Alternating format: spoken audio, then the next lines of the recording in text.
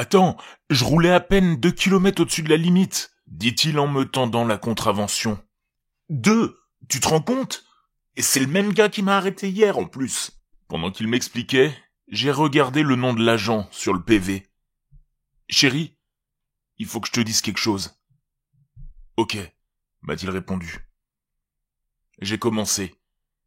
Quand j'étais en première année, il y avait un camarade de classe qui n'arrêtait pas de me coller. Il me harcelait sans cesse. Alors, à bout, j'ai accepté de sortir avec lui. Juste une fois, juste pour qu'il me lâche. Il était bizarre, très bizarre. Il n'arrêtait pas de dire « On va se marier, on va avoir 10 enfants ». Alors, moi je lui ai dit que de mon côté ça marcherait pas. Mais il n'a pas lâché l'affaire. Pendant des années, il continuait de me harceler. J'ai dû changer d'école 2 fois pour l'éviter. Mes parents ont même essayé d'obtenir une ordonnance restrictive. Et je n'avais plus pensé à lui depuis des années. Jusqu'à il y a 3 jours, quand il m'a arrêté. Mon mari a pointé son PV. Ce gars-là ? J'ai hoché la tête. Il m'a arrêté pour une excuse bidon. Et il a agi comme si c'était des retrouvailles heureuses. Il m'a invité à dîner. Je lui ai dit que j'étais marié. Et il a répondu « Je peux arranger ça ». Fils de pute, a dit mon mari. J'y ai réfléchi et dernièrement j'ai remarqué une voiture de police garée en bas de la rue, tard le soir. Je me disais, tant mieux, moins de criminalité. Mais maintenant, je crois que c'était lui. Il me surveille. Et je pense pas qu'il va nous laisser tranquilles. Mon mari a froissé le PV dans sa main, furieux. Je vais m'occuper de lui. Comment ? J'ai peur. T'inquiète, je vais m'en occuper. Ça fait maintenant 5 jours que je n'ai pas vu mon mari. 5 jours horribles, déchirants. Je suis allé au commissariat pour signaler une disparition. Les agents n'ont été d'aucune aide.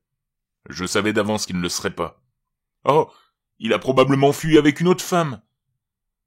Je connais mon mari, il ferait jamais ça. Mon objectif n'était pas de le signaler porté disparu pour qu'il le retrouve. Je savais que ça attirerait l'attention de mon harceleur. Je n'étais même pas à mi-chemin de chez moi quand je l'ai vu dans mon rétroviseur. Il a allumé ses feux pour faire signe de me garer, ce que j'ai fait. Il s'est approché de ma voiture avec un grand sourire. Il a tapé à ma fenêtre, comme si j'étais son cadeau d'anniversaire. Le truc avec les prédateurs, c'est qu'ils ont une vision en tunnel. Ce connard n'arrivait pas à détacher ses yeux de moi. Il aurait pourtant dû regarder derrière lui. Le bruit a été horrible, écœurant, quand mon mari l'a percuté. Dans un lourd fracas entre un humain et une Kia Optima volée. La voiture gagne toujours. Mon mari attendait, caché, devant le commissariat. Exactement comme on l'avait prévu il y a quelques jours. Mon harceleur, lui, était étendu, au sol, pris de convulsions. Il y avait moins de sang que je ne l'aurais cru. La moitié de son crâne manquait. Mon mari a pris la fuite, et il était déjà hors de portée.